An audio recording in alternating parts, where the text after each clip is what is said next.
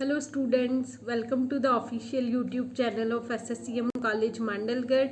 I am Anjali Agarwal, assistant professor of economics and financial management. इस video में आज हम अध्ययन करेंगे इकोनॉमिक या बिजनेस एनवायरनमेंट का meaning and factors affecting economic या बिजनेस एनवायरनमेंट। आर्थिक या व्यावसायिक पर्यावरण से क्या आशय है और आर्थिक और व्यावसायिक पर्यावरण को प्रभावित करने वाले विभिन्न घटक या कारक। तो फर्स्ट है आपका आर्थिक पर्यावरण से क्या आशय है। आर्थिक पर्यावरण, जैसे कि हम इसका अगर संधि विच्छेद करें तो आर्थिक पर्यावरण दो शब्दों से मिलकर बना है, आर्थिक प्लस पर्यावरण।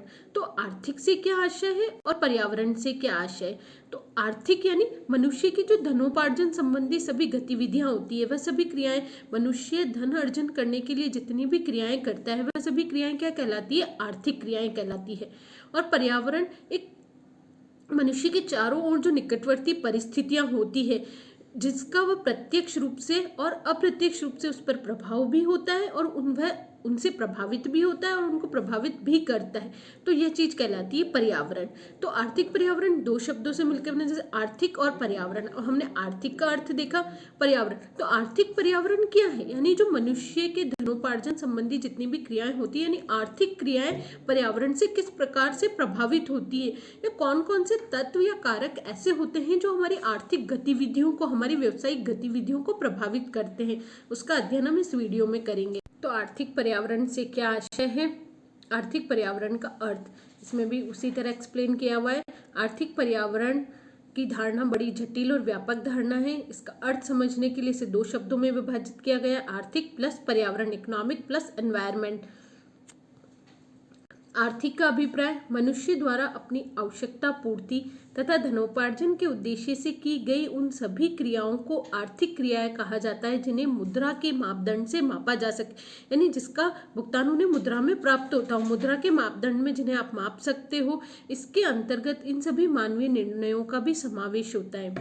क्या उत्पादन किया जाए, कितना उत्पादन किया जाए, कैसे उत्पादन किया जाए, उत्पादन का संगठन कैसा हो, उत्पादन का वितरण किन किन में किया जाए, अल्पकाल में मांग एवं पूर्ति का जो असंतुलन होता है उसे किस प्रकार दूर किया जाए, और अर्थव्यवस्था का संरक्षण और विकास कैसे हो। तो ये सारी क्रियाएं मिलकर क्या बनती है, आर्थिक क्रियाएं बनती है। व्यापक दृष्टि में आर्थिक क्रियाओं का अभिप्राय निजी तथा सार्वजनिक क्षेत्र की उन सभी क्रियाओं से है जो उद्योग, कृषि, व्यापार, बैंकिंग, बीमा, परिवहन, अंतर्राष्ट्रीय लेन देन, मूल्य स्थायित्व, वितरण आदि के रूप में धनोपार्जन अथवा समाज में आर्थिक मूल्यों के विकास एवं विधियन के लिए संगठित एवं संपादित की जाती है। और सामान्य शब्दों में मतलब कि आर्थिक क्रियाओं से आशय उन सभी क्रियाओं से होता है जो धनोपार्जन के लिए की जाती है। नेक्स्ट है पर्यावरण का अभिप्राय। वेबस्टर शब्दकोश के अनुसार पर्यावरण से अभिप्राय उन घेरे रहने वाली परिस्थितियों, प्रभावों एवं शक्तियों से है जो प्राकृतिक, सामाजिक एवं सांस्कृतिक दशाओं के समूह द्वारा व्यक्ति अथवा समुदाय के जीवन को प्रभावित करती है। यानी वह सभी हमारे जो निकटवर्ती परिस्थितियां हैं, चाहे वह हमारी सामाजिक यानी समाज की परिस्थितियां हैं, सांस्कृतिक परिस्थितियां, मानवकृत शक्तियां हैं, जो आर्थिक जीवन एवं क्रियाकलापों को प्रभावित करती है, यानी हमारी आर्थिक गतिविधियों को प्रभावित करती है। तो यह आर्थिक का अर्थ हो गया पर्यावरण। अब आर्थिक पर्यावरण क्या हुआ, आर्थिक पर्यावरण का अभिप्राय अर्थव्यवस्था के चारों ओर व्याप्त उन निकटवर्ती परिस्थितियों, प्रभावों एवं शक्तियों से है जो हमारी प्राकृतिक, सामाजिक, राजनीतिक, सांस्कृतिक दशाओं के समूह के रूप में व्यक्ति या समुदाय के धनोपार्जन क्रियाकलापों को प्रभावित करती है अथवा उनसे प्रभावित होती है। यानी आर्थिक क्रियाएं और पर्यावरण से जो प्रभावित होती है, तो धनोपार्जन संबंधी व्यक्ति या समुदाय की धनोपार्जन संबंधी जो क्रियाकलाप होते हैं वह हमारी प्राकृतिक, सामाजिक, राजनीतिक, सांस्कृतिक दशाएं, ये हमारा चारों तरफ का पर्यावरण है, उनसे किस प्रकार से प्रभावित होती है और उनको प्रभावित करती है, यह कहलाता है आर्थिक पर्यावरण।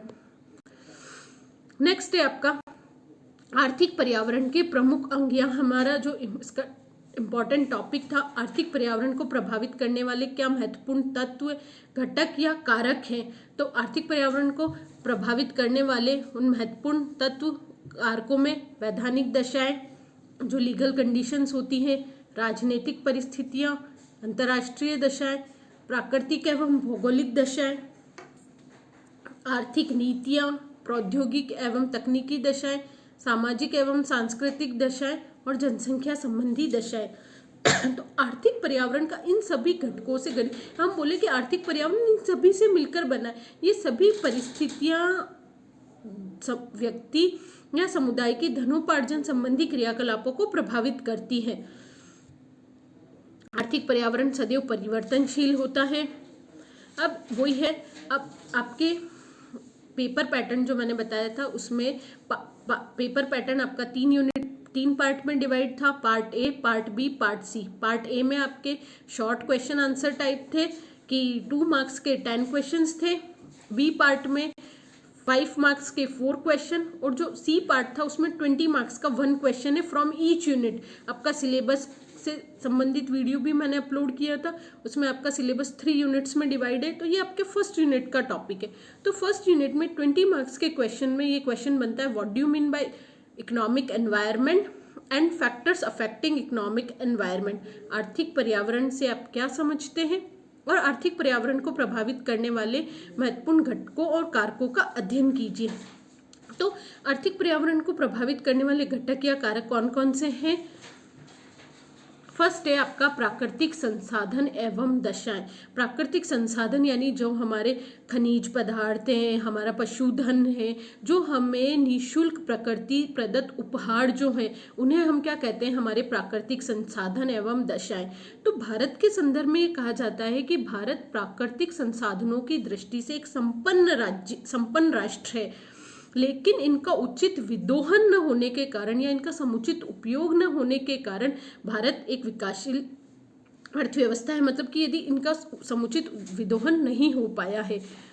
तो प्राकृतिक संसाधन किस प्रकार आपके धनोपार्जन संबंधी क्रियाओं को प्रभावित करेंगे? यदि आप प्राकृतिक संसाधन अनुकूल है, प्रचुर मात्रा में खनिज संपदा है, प्रचुर मात्रा में मतलब आपको जो उत्पादन करना है उससे संबंधित सभी दशाएं आपके अनुकूल है, तो आपका उत्पादन अधिक होगा, धनोपार्जन संबंधी क्रियाएं अधिक विकसित होगी। उद्योग, आपने देखा होगा कि हम अगर देखें तो भारत में बहुत क्षेत्रीय विषमता भी है। कई राज्य ऐसे हैं जो बहुत संपन्न है, क्योंकि वहाँ क्या है, प्राकृतिक संसाधन प्रचुर मात्रा में है, तो वहाँ उद्योगों का बहुत विकास हुआ है। वहीं हम राजस्थान का अगर मरुस्थलीय क्षेत्र देखें तो वहाँ प्राकृतिक संसाधन न होने के कारण वहाँ उद्योग धंधों का पूर्ण विकास नहीं हो पाया। तो इस तरह प्राकृतिक संसाधन एवं दशाएं हमारी धनोपार्जन संबंधी क्रियाओं को प्रभावित करती है। तो ये जैसे टॉपिक है, मैं आपको इसका डिटेल में एक PDF नोट्स का उपलब्ध करवा दूंगी। इस वीडियो में हम शॉर्ट में एक एक घटक का अध्ययन करेंगे। नेक्स्ट है आपका जैसे आर्थिक प्रणाली। आर्थिक प्रणाली यानी जो हमारी अर्थव्यवस्था में आपने अध्ययन किया होगा कि 3 तरह की प्रणाली होती है, पूंजीवादी प्रणाली, समाजवादी प्रणाली और मिश्रित अर्थव्यवस्था। हम बोले कि पूंजीवादी अर्थव्यवस्था है, समाजवादी अर्थव्यवस्था है या मिश्रित अर्थव्यवस्था है। तो जो पूंजीवादी अर्थव्यवस्था होती है उसमें उत्पादन में सभी पर निजी व्यक्तियों का स्वामित्व अधिक होता है। समाजवादी अर्थव्यवस्था है तो समाज का होता है, और मिश्रित अर्थव्यवस्था में समाज और निजी दोनों का योगदान होता है। तो भारतीय अर्थव्यवस्था क्या है? मिश्रित अर्थव्यवस्था है। तो जिस प्रकार की प्रणाली अपनाई जाती है अर्थव्यवस्था में, तो उससे उत्पादन और आर्थिक जो धनोपार्जन संबंधी गतिविधियां होती है वो प्रभावित होती है। नेक्स्ट है आपका आर्थिक दशाएं। आपकी जो अर्थव्यवस्था है उसकी इकोनॉमिक कंडीशंस कैसी हैं? आर्थिक दशाएं, यदि आर्थिक दशाएं सभी आर्थिक दशाएं अनुकूल है तो धनोपार्जन संबंधी क्रियाओं का बहुत विस्तार होगा, रोजगार के अवसरों में वृद्धि होगी, आपकी प्रति व्यक्ति आय बढ़ेगी, राष्ट्रीय आय में वृद्धि होगी। तो आर्थिक दशाएं आपको इसमें जैसे डिटेल में दिया हुआ है। आर्थिक प्रणाली हमने अध्ययन किया, जैसे पूंजीवादी आर्थिक प्रणाली, समाजवादी आर्थिक प्रणाली और मिश्रित अर्थव्यवस्था। भारतीय अर्थव्यवस्था क्या है? मिश्रित अर्थव्यवस्था है। नेक्स्ट है आपका जैसे आर्थिक दशाएं। अब आर्थिक दशाओं में क्या क्या आता है? आर्थिक विकास का स्तर, कि आपकी अर्थव्यवस्था में देश में उत्पादन, रोजगार, आय, व्यावसायिक गतिविधियां किस स्तर पर है। अगर विकसित देश है तो वहाँ पे उत्पादन तकनीक है, बड़े पैमाने की उत्पत्ति से उत्पादन तेजी से बढ़ेगा, उत्पादन बढ़ेगा तो रोजगार और आय का स्तर भी क्या होगा? ऊंचा होगा। नेक्स्ट है आपका जैसे राष्ट्रीय आय का क्या स्तर है? क्योंकि ये सभी आर्थिक दशाएं हमारे धनोपार्जन संबंधी क्रियाओं को प्रभावित करती है। हम क्या अध्ययन कर रहे हैं? आर्थिक पर्यावरण को प्रभावित करने वाले घटक, यानी आर्थिक पर्यावरण क्या है? आर्थिक गतिविधियों को जो घटक प्रभावित करते हैं। तो राष्ट्रीय आय का स्तर, देश में राष्ट्रीय आय का स्तर, उसकी संरचना आर्थिक पर्यावरण को प्रभावित करते हैं। यदि राष्ट्रीय आय का स्तर नीचा है तो निर्धनता होगी, प्रभावपूर्ण मांग में कमी, बचतों की सीमितता, निवेश एवं पूंजी निर्माण का अभाव होगा।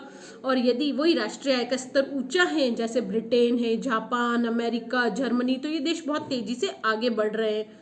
जबकि निम्न राष्ट्रीय आय वाले देश गरीबी, बेरोजगारी और भुखमरी से ग्रस्त हैं। नेक्स्ट है आपका बैंकिंग सिस्टम। देश की बैंकिंग व्यवस्था कितनी सुदृढ़ है, कितनी सुव्यवस्थित है। तो यदि बैंकिंग व्यवस्था हमारे आर्थिक पर्यावरण को प्रभावित करती है, एक उन्नत बैंकिंग व्यवस्था देश में मुद्रा एवं साख की पर्याप्त पूर्ति एवं विकास के मार्ग को प्रशस्त करती है। और पिछड़ी बैंकिंग व्यवस्था है तो हमारा विकास क्या हो जाता है? अर्थव्यवस्था का विकास अवरुद्ध हो जाता है। नेक्स्ट है करों की संरचना। किस तरह की आपकी कर प्रणाली है? प्रगतिशील करारोपण है,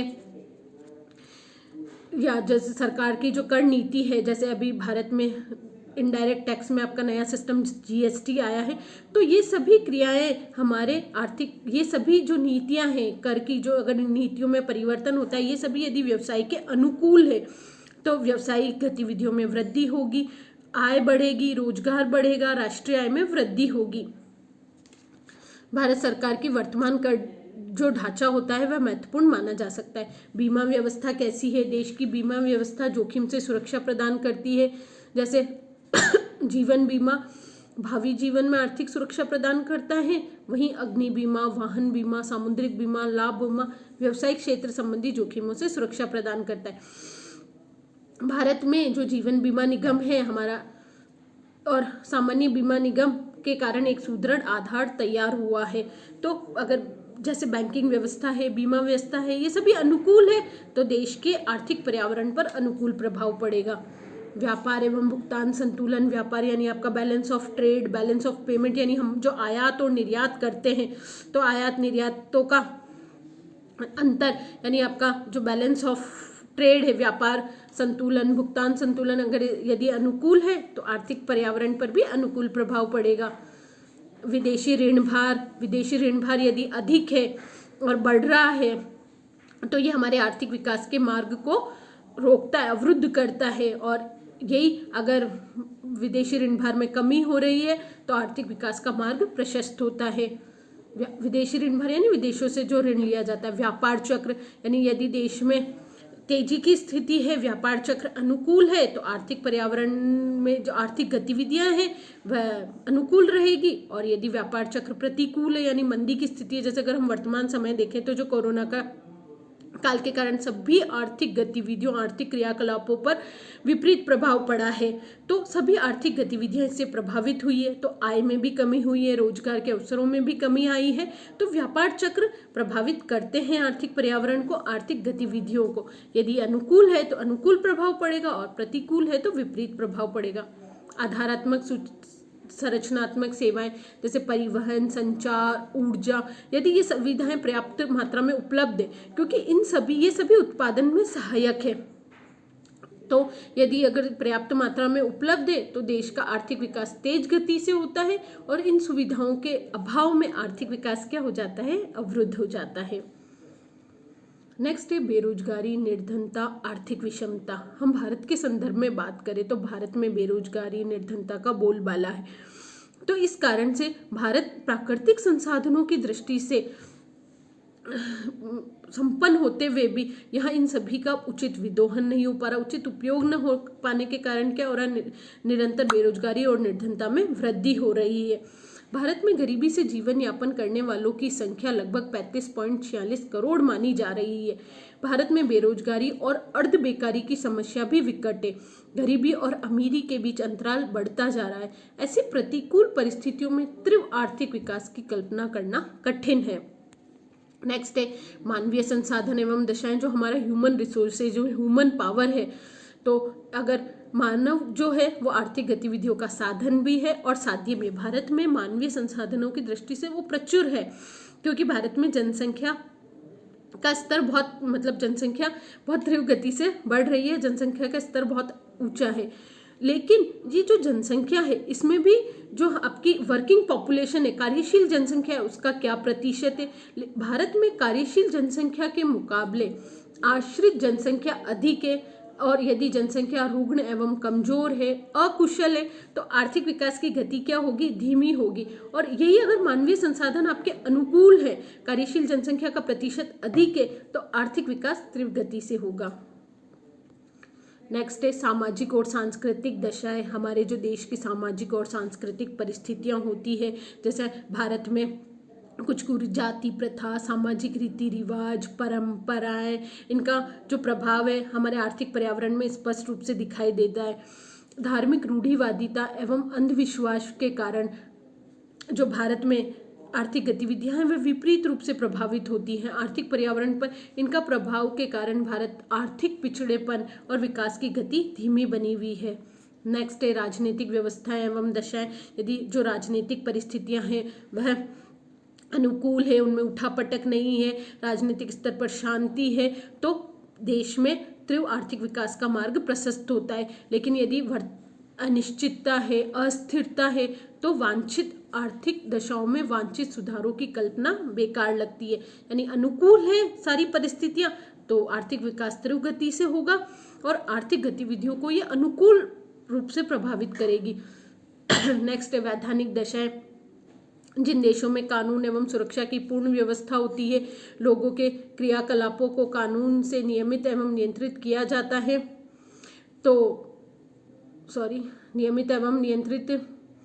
जाता है, तो आर्थिक पर्यावरण विकास के अनुकूल बनता है।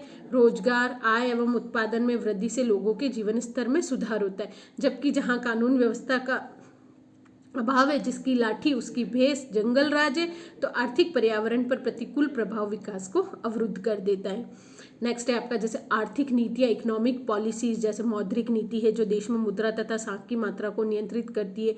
राजकोषीय नीति, सरकार के आय व्यय एवं सार्वजनिक ऋणों की जो नीति होती है जिसे हम बजट नीति भी कहते हैं।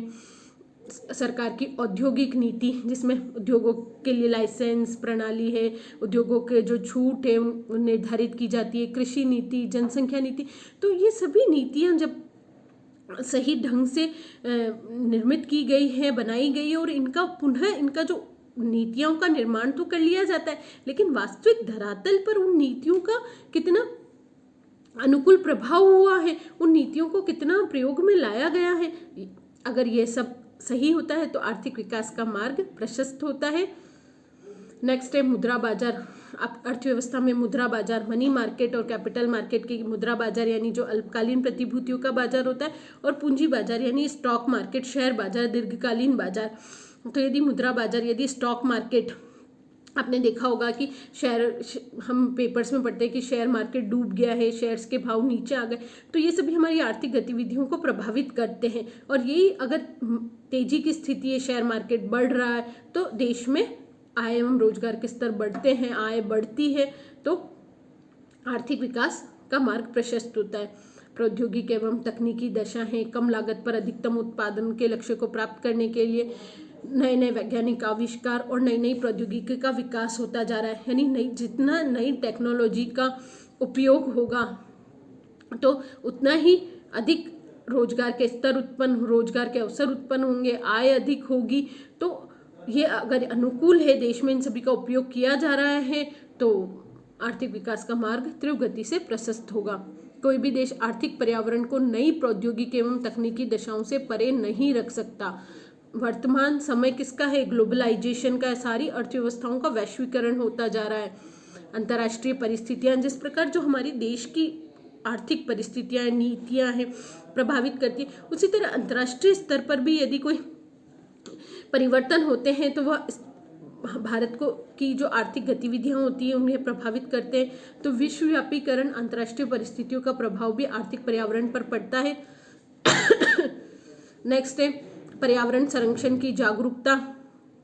जिन देशों में पर्यावरण संरक्षण को लेकर जागरूकता है तो विकसित राष्ट्रों में पर्यावरण को नुकसान पहुंचाने वाले उद्योगों के विरुद्ध कठोर नियम है। विकासशील राष्ट्रों में ऐसे उद्योगों को स्थानांतरित कर रहे हैं जिनके आगे चलकर घातक प्रभाव हो सकते हैं। यानी हमें आर्थिक गतिविधियों, आर्थिक विकास के मार्ग को प्रशस्त करने के लिए पर्यावरण संरक्षण पर भी पूरा ध्यान देना है।